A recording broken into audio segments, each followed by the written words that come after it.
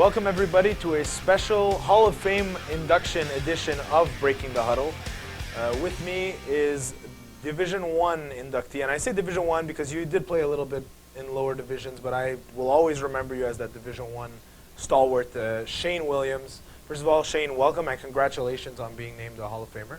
Thank you very much. And the first season you were eligible, really, because you didn't have enough seasons before that. So who's to say if maybe it had been a little bit, if you had played a bit more seasons, would you have cracked that first class? I mean, we'll never know. So first of all, Shane, first thing I want to ask, we'll give a little background on Shane. Shane has won 3 Division I championships. Only 2 players have done that, Shane and his erstwhile teammate, Jay Ali. So 3 Division I championships, named playoff MVP for one of those championships.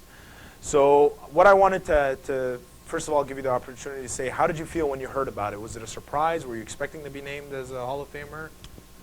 Yeah, I didn't know. To be honest with you, I didn't even know I was eligible. I didn't realize time flew. I didn't realize it had been 10 seasons. I thought I needed a few more seasons to get in there. I wasn't sure if I was going to make it first shot, but somebody kind of let the cat out of the bag. And Was it Rob? Wasn't Rob. No, I'm not going to say who it was. I'm not going to rat him out. But yeah, it was a surprise, you know, because there's a lot of great players in the league, and you know, a lot of deserving players already in it. So it was an honor, and yeah, I was happy to hear it. So. All right, well, let's take us back to the beginning. You've been in the league for a very long time, and so why don't you talk to us about how you first found out about the league, how you first got started in the league? First found out about the league, I think it was on Team 990 at the time. I think, you know, you guys would probably remember, I think there was an ad on the radio. Mm-hmm. And I remember my buddy Tony Curry giving me a call one night and telling me about the league. It had been a few years since we'd played tackle football together, and we still played a lot. You know, we got together, threw the ball around a little bit, and I used to organize games with buddies of mine. So when he told me about this league, sounded like a great idea. I was playing soccer at the time here at Catalonia, so it was perfect. I was already coming here a couple times a week anyways, and I missed playing football. So when he told me about that, we started rounding up some of our old buddies from back in the day, and the rest was history. We put together that first. I think we were Hurricanes to begin with. Yeah, I believe so. Long time ago, but yeah, it was the Hurricanes team. There's some of the old members are still on the team, or still on the old school team. Yeah. Some of them have moved to different divisions, different teams. We're still all in touch. We're all still good buddies. So, yeah, I mean, it's unbelievable how time flies, like you said. But I mean, we're thinking back 2005. We're 2012 now. yeah. So to have kept that core together as long as you guys did really was impressive, and it was we'll get to it a bit later, but it was a sad day for us when the Hurricanes were no more. But yeah. So 2005 comes and goes, no championship, but you guys put together a very respectable season, obviously. 2006 rolls around and things change a little bit. Talk to me about kind of how things changed in 2006. I don't even know if I can remember the roster, but I think it was mainly the same guys. There may have been a few guys that didn't come back for whatever reason. I don't know if they were working at the time, but I think we still had Mikey McNair throwing. I think it was that was Mikey? the first season of Rick and Cherry. Oh, it might have been Rick. Okay, It was so Rick, yeah. so if I remember right, I think it was Mikey that actually told us about Rick. I'd never met him before. Okay. I wasn't playing in any tournaments or anything, or any outdoor touch or flag, and he told me about a guy he knew from playing in those tournaments that was a really good quarterback, an older guy, been around, you know, he knew how to play some touch football, flag football, and he said Rick could probably bring something to the table that I can't, even though Mikey's a great athlete, one of the best arms I've ever seen in any level. Could chuck it about 80 yards. Yeah, he can. I've seen him do it. So he brought Rick aboard. I remember the day Rick showed up. I'd heard about him. He showed up.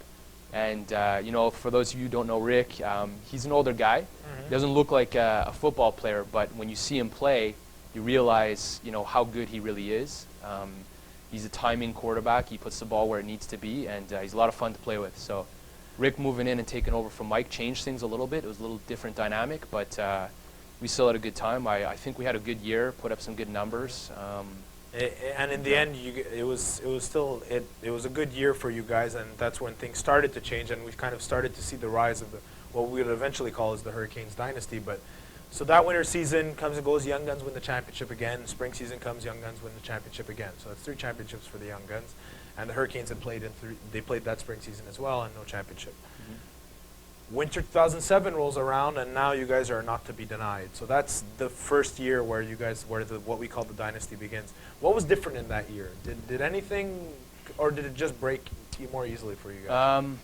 You know, I don't want to make excuses for the years that we didn't win, but you know, it took a few years to gel. We hadn't like we all knew each other. We had all played ball together, but it was a different kind of football.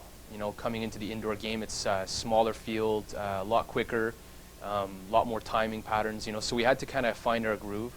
I found that the young guns were really good at that. You know, Carmen's been playing football for a number of years, so he's always been familiar with that kind of format. You know, with tag and touch football and flag football.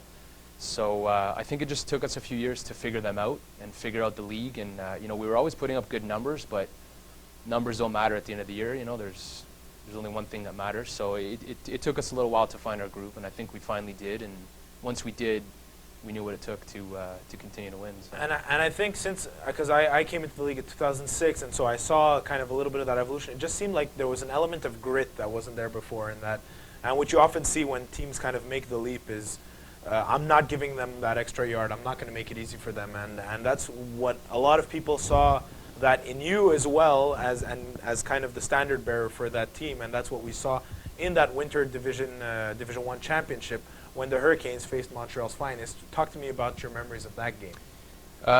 Memories of that game. You know, both teams went into the game very confident. A lot of good athletes, a lot of good ball players. It was one of those games that just went back and forth like they always do with us in the Finest. And, you know, the game was high scoring, if I remember right. We were trading scores. Zan was the quarterback back then, so he was a good athlete, running around a lot, hard to catch.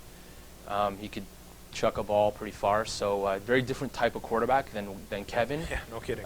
Very different. Still a great athlete. They still had a lot of their players back then. I think they still had Keyshawn Moe. I think Aked was there. too, Yeah. So they still had some really good athletes, and Rick was there. He was running the show. It was his offense now, and we found a way to win.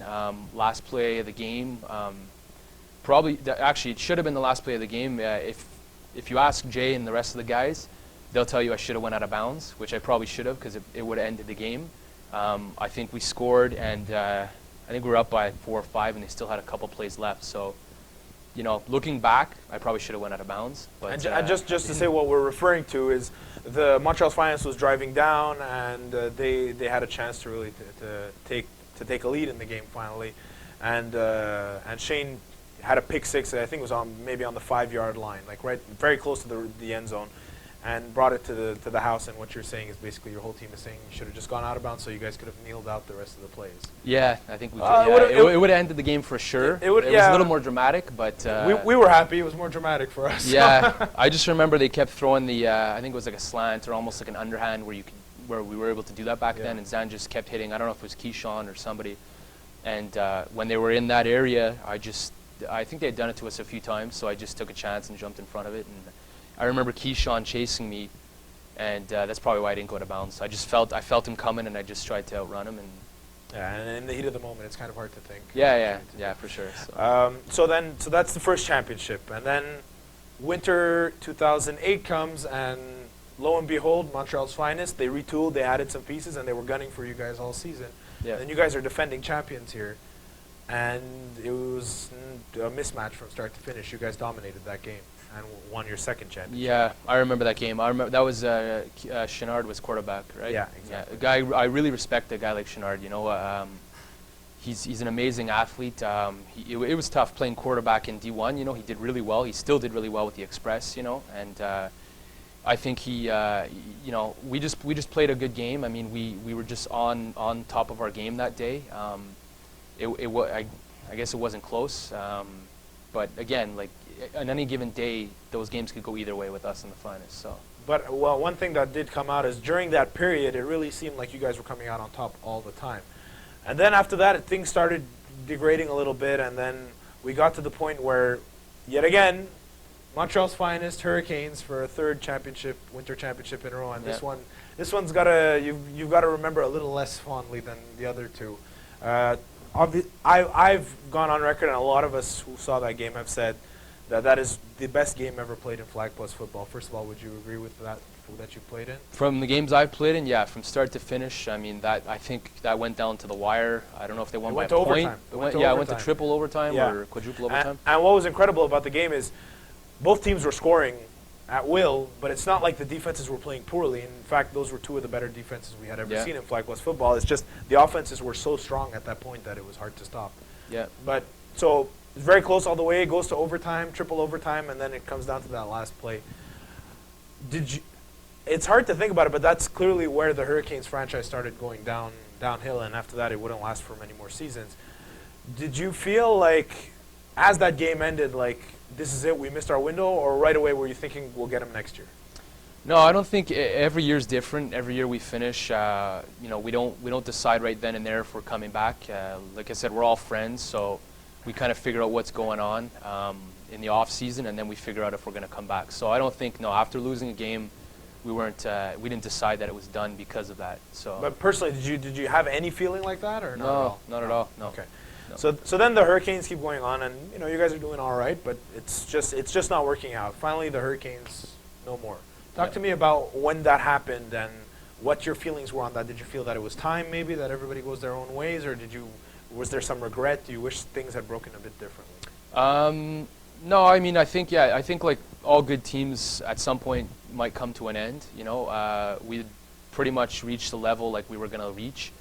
Do I think we could have kept playing at that level? Yes, but everybody went their separate ways. I think we had a couple guys still playing CIS. We had Mark Delorier and Kyle Smith who were still playing Concordia, and they decided that they needed to focus on that, which I completely understand. Yeah.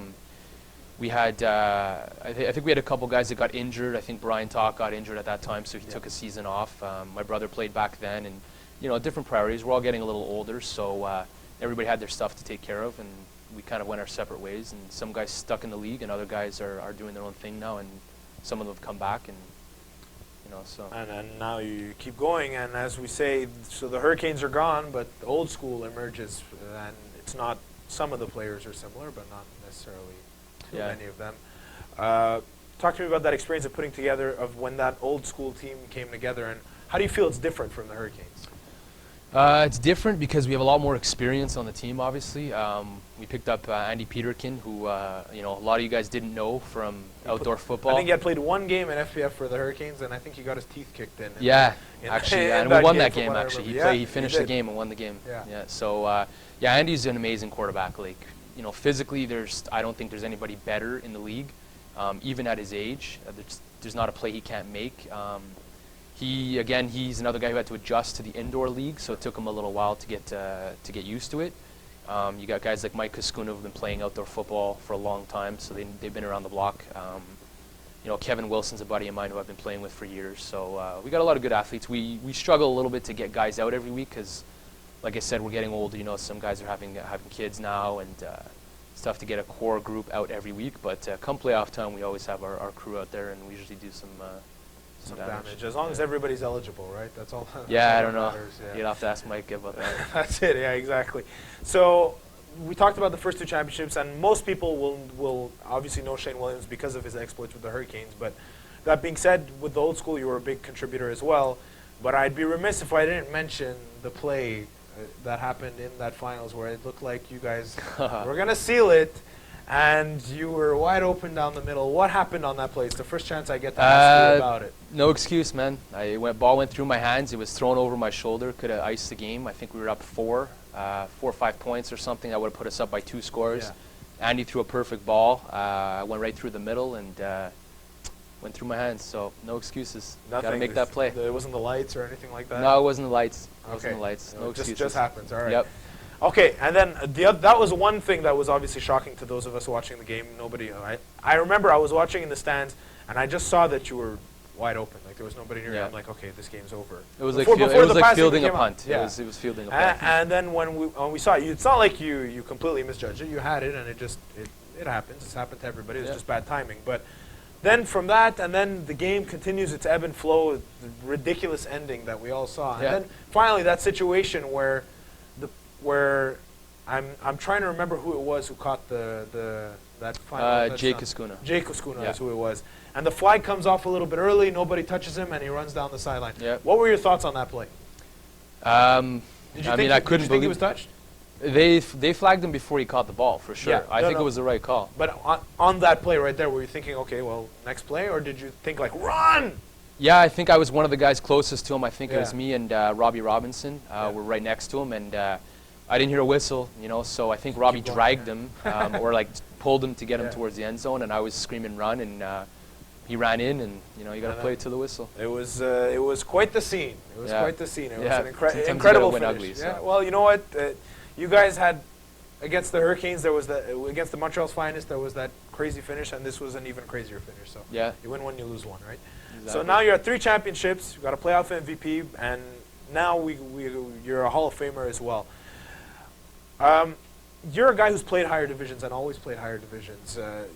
You've played a little bit in lower divisions, but really not that much. Did you ever feel like, I mean, let's say you had the time. Would you, if somebody came and asked you in Division 2, said, "Could you play on my team, full time?" Would you? It's a question I get asked, actually. Yeah. I've got asked a few times this year. Understandable.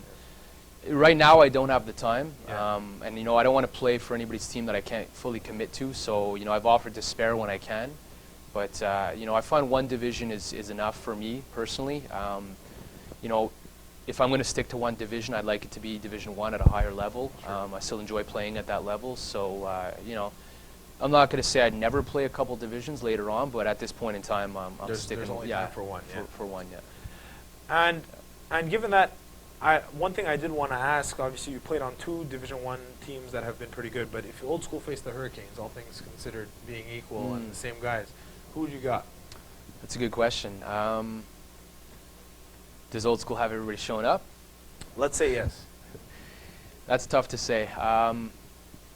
I'd probably say Hurricanes just because we had those years to build on. Old School is still our second year, so we probably haven't hit our peak, as a team. So I'd probably have to go with Hurricanes just because we had the experience of playing together for those few years, and we always had the same guys out. We had the same core guys show up every week, pretty much. And it's hard. It's a tough question because a lot of the guys are still playing, and the guys that we added are no worse than the guys that we had. I think it's just a question of experience and playing together. Yeah. And so in your mind, what is the most, obviously you're in a unique position. You've won 3 Division 1 championships. Like we said, only you and JLE have done it. What do you think is the most important attribute that a team has to have to win championships at that elite level? Guys got to know their role. Some guys, are interested in stats, which is fun. It's a great thing about this league that you guys do that. But when you're playing in Division 1, guys have to know their role. Not everybody's going to get the ball every night. You're going to have games where, you got mismatches somewhere that you don't have somewhere else. And I think that's the biggest difference between the divisions. You have the lower divisions. You have guys that are they're playing for the fun of it. The stats and the website and everything is that's all excellent. They enjoy that. But I would have to say, yeah, that's the biggest difference is knowing your role. Let's talk about you as a player now. A lot of experience here, a lot of success. Statistics haven't been your calling card. I think we can both agree on that. Never won an individual award other than the most important one, which is playoff MVP. Do you think that was more that, how could I put this? Do you think it was more of a factor of the fact that you were on some really good teams, or is that a conscious decision by you to you'd rather do the little things than to do one thing incredibly well, that you rather fill in and do everything? That's a good question. I think, I think it's tough. When you're playing on a very good team where you're rolling and you're winning, it's tough to single a guy out and feed one guy the ball. And that kind of goes back to my last point about knowing your role. There's going to be some nights where you don't have the matchup that somebody else has, and your quarterback may try to exploit that other matchup. So, there are guys in Division 1 that get ridiculous stats. Doesn't mean they're going to win a championship at the end of the year. So, to me, the most important thing is getting those wins any way possible. And the stats will come if they come, and that's part of the game. And then about yourself as a player, try and think autocritically here. What do you think is your best asset and your biggest flaw as a player? Best asset? That's a good question. I don't know. I'd like to think that there's nothing I wouldn't do to win a game. You know, aside from being dirty. Yeah. There's no position I wouldn't play if I needed to. You know, other than quarterback, I guess I probably couldn't play quarterback. But I guess that would be, you know, my biggest attribute. Flaw? I don't know. That's a good question. I guess age. Age will catch up to me, I guess, at some point. So, Right. But it hasn't yet. I don't know. You guys tell me. I don't know. It's still. I think you're still doing all right. All right, so I'll take that. All right. Talk to me. What is your favorite game that you've played in? The best game that you've ever played in? Best game that I've played in? One that you enjoyed the most, I should say. One that I enjoyed the most was probably that first championship we won. Yeah. You know, that was an amazing game. You know, both ways. It could have went either way. We were fortunate enough to win at the end. And you know, I'll never forget the you know, the party we had after, going out with all the guys. You know, because that's what it's all about. You know, having fun, and nobody celebrates stats or all stars at the end of the year. You celebrate winning championships. So. And you've celebrated it 3 times so far, which is not not a bad thing to do. How about the most crushing loss for you? Most crushing loss. It's got to be the I finals can, game. yeah. You know what? I would rather a game where we lose, a close game where we fought to the end and we were in it and we did everything we could, and you know, a play doesn't go our way or a play goes the other team's way. I can live with those more, because in this league, it's a lot of times it's whoever has the ball last, whoever gets that one stop. You know, that's Division 1. You know, if you don't get that one stop, that one turnover, that's the difference in a game. So I can live more with games like that we lose than getting blown out at a game. You know, there's no reason there's no reason any team in Division 1 should get blown out. It should be, you know, trading scores for scores. Is there any game in particular that comes to mind in that sense? One where you feel like you guys underachieved to the point that I don't know, a couple weeks ago we got smoked by the Expos, so that one's that's fresh in my memory. Yeah. Okay, so, fine. yeah. That'll do. Let's talk a little bit about your fellow Hall of Fame members. I'd like to get your thoughts about them. We'll start off with the referee inductee, Tom Cesare. You know, Tom's one of those refs I always get along with. You know, I like, you know, obviously I play to win. I play pretty serious, but I like to have fun with a lot of the refs. You know, it's, you know, they're still giving up a lot of their free time. I know they're, you know, they're paid for it, but they're giving up their free time. So I like to make it a little bit fun for them. I like to interact with them a little bit. So Tom's one of those guys that I've always gotten along with, you know, from what I remember in the games I've played where he's reffed. So, you know, he's very deserving of the award for sure. You know, he's a fair ref. I have no problems with any of the refs or Tom, you know. All right, that was a very diplomatic answer. Very politically correct, yeah. Yeah, exactly. Spoken like a guy who might need the refs to help him out at some point down the line. Maybe you know? Game time I'll complain a little bit, but... I think everybody does. Yeah. All right, next one, Paul Kamel. Guy I've never really had a chance to play with. I think I played with him one game last year with the Rainmakers in spring. Really good guy, you know, obviously brings a lot of energy to the game. You know, when I see him play, he's a very excitable guy. You know, he has fun out there, which you know, I respect. You know, everybody plays their different style.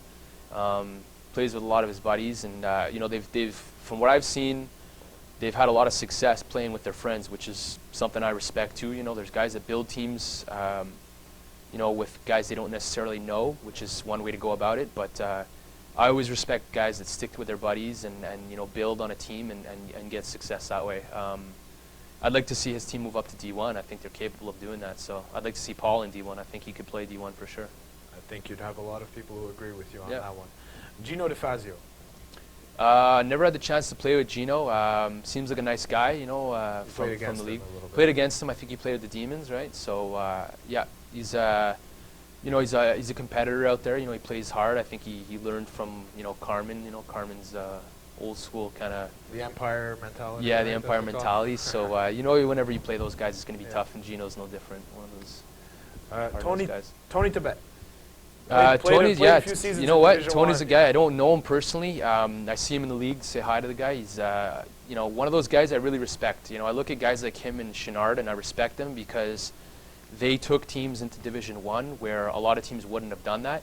Yeah. I really respect the Wolverines. You know, they stuck it out for years. They, you know, they played games tough. They weren't always, you know, sometimes they were a little bit outmatched, but you know, he's a guy I really respect. He put up some pretty good numbers in Division I from what I remember, and I know he's doing the same thing in Division II. I know he plays in a few different teams. I see him all over the place. So. And interestingly enough, even in the interview when we interviewed him for his Hall of Fame induction, he even said whether we win or not, we might be going back up to D1. So I mean, it's good. It's good. It's like good to you hear. said, it's good to see people challenging themselves and going up to D1. It's good to hear. Yeah, I respect that. There's a lot of teams in D2 that could probably test their luck out because D1 is there's a lot of parity there. Yeah, There's a lot of good teams. Any I'd given like to night. see that. Yeah. That's the only way it'll get better, right? Is Yeah, playing in higher I division. think I think there's like 40 teams in Division II and 6 in Division I. So Well, not something 40, like that. but there's quite a few. There's Okay, quite a so few. yeah, we could It's- use a few there, more There teams could up be a there. few more that'll come up. Yeah. All right, Paul Lapierre.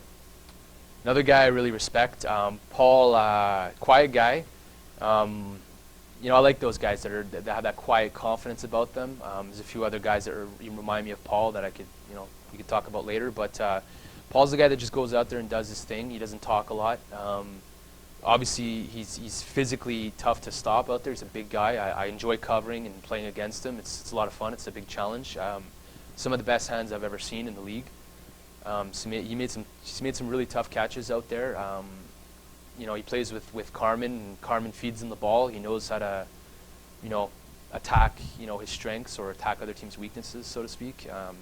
So he's another guy that's very deserving of the word. I know he's put up some crazy numbers, and No kidding. I got a chance to play with him this year outdoors. He played quarterback, and you know, I got to know him a little bit better. He's a really good guy, really down to earth, and I'm happy for him. You know. And so that's pretty much the class of Hall of Fame inductees there, and we'll go on. I'm personally going to speak here and just say that Shane is a guy that a lot of guys in the league have heard of but don't necessarily know. But he's a very approachable guy on the sideline. He's a guy who doesn't think that because he's D1 that you're garbage. I've had good conversations with Shane about just the league or football or anything like that. And it's a guy that a lot of guys in the league could probably learn a lot from, let alone football knowledge, but I would say honestly just in terms of the way that you carry yourself and the mentality you're displaying throughout this interview where it's all about the team and it's all about the win. That's why you're a Hall of Famer. That's why you have 3 Division I championships, which again, only 2 people can say that they have. So I want to say congratulations. It's so well deserved, Shane. Really, there's no doubt in my mind that you belong to be here. And we're really just waiting for you to get 10 seasons. So, Thanks. so I'm going to give you a chance now to really, if you have your final words in front of the camera. If you want to thank anybody in particular or say anything in particular, now's your shot.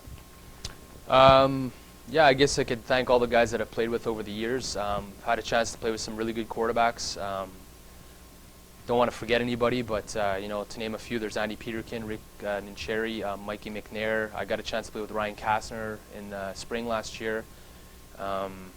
Jay Ellie's thrown a few games, so you know, I've had I've been lucky, you know, to play with some of those guys. So you know, for sure, I'd like to thank the quarterbacks to get me the ball. Sure. You know, the guys that can always count on to show up every week. You know, I guess I could thank them too. A little dig at the ones that don't. Yeah, a little dig at the ones that don't. Although I don't show up every week, so I So can't. you can't really. I can't. Yeah, I can't really attack them too much. But yeah, no. Obviously, you guys do such a great job with the league, with the websites, with the shows and everything. With Rob, you know, he's done such a great job with the league from where it's come to where it's at today, or where it began to where it's at. It's night and day, you know. So without you guys, there'd be no league. So definitely like to thank you guys too. I'd say more without him because he signs the checks. Okay. All right. Well, again, very well deserving. Really a class act all the way through, and one of the better guys in this league. Seriously, lower division guys. If you see him on the field, pick his brain. You'll be better for it. Thanks a lot for coming on, Shane, and again, congratulations. Well, Thanks very a well lot. deserved. Thanks a lot.